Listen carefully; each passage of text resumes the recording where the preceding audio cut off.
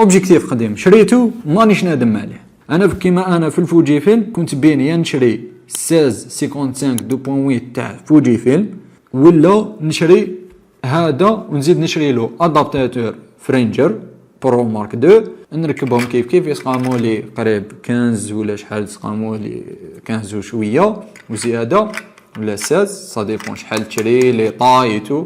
قلت لكم هادو ولا راح نشري 1655 2.8 ب 15 مليون تاني. دوك ما بايش حراو يسوا مي كان هكذا. الاخر فيه ستابيليزاسيون، هذا ما فيهش ستابيليزاسيون. الاخر كي تزومي يخرج، هذا كي تزومي ما يخرج. الاخر خفيف على هذا شويه. انا علاش خيرت هذا؟ حاجه الاولى من بين عبسات الاخر هو لوفرتور ديالو، الاخر 2.8 هذا 1.8. الاخر كي تزومي يخرج، هذا كي تزومي ما يخرجش. كوتي ثقيل نورمال، هذا اللي ثقيل، هذا باسكو ثقيل خوتي. ديروا في حسابكم بلي هذا اوبجيكتيف تزيد له كاميرا بكاجر، الاخر الكاميرا تاعك تولي ثقيله.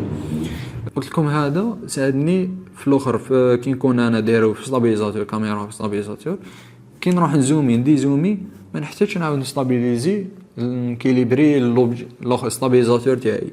سماك هذا ومهنيني كوتي هادي شغل. على بالي بلي انا كنصور راح نزومي ندي زومي بزاف. كي تكون باوبجيكتيف راح يخرج شغل ماشي بوان، شغل نقطه التوازن راح تتبدل باسكو اوبجيكتيف ولا طويل. كاميرا البواتي هذاك اللي هو مستابيليزي، نقطه التوازن تاعو تكون لهنا تاعك مستابيليزي على هذه العبسه. كي يزيد يخرج يطول لهنا النقطه ديالو راح تدنا شويه اوتوماتيكمون، راح تولي تفورسي لي موتور تاع الستابيليزاتور تاعك. انا على بالي بلي خدمتي راح نزومي ندي زومي بزاف. كانت نقطه اولى الاوبجيكتيف هذا.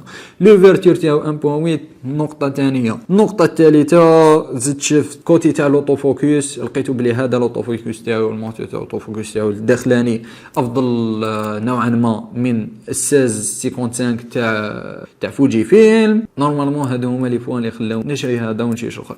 اي ثاني هذه عفسه خاطئه نهضروا بعد نهضروا على الادابتاتور هذا، انه كي راح نشري هذا الادابتاتور راح نولي نقدر نشري لي اوبجيكتيف كانون، لي اوبجيكتيف كانون فول فريم ولا سي كروب نقدر نشريهم. يعني انا في غض ما راح نشري 50 ملم ولا 56 ملم تاع فوجي فيلم اللي يسوى 4 ملايين نورمالمون، نشري تاع كانون اللي يسوى 2 ملايين وشي ولا 2 ملايين مستعمل.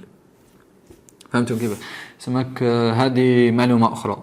قبل ما تشري اوبجيكتيف ولا كاميرا ادرس على حسب السوق تاعك والاستعمالات تاعك والخدمه تاعك كيفاش، تشوف الانسب ليك ليس بالانسب للانسان اللي يكون يعطيك في المعلومات كما انا زعما في اليوتيوب ولا اي شان يوتيوب اخرى.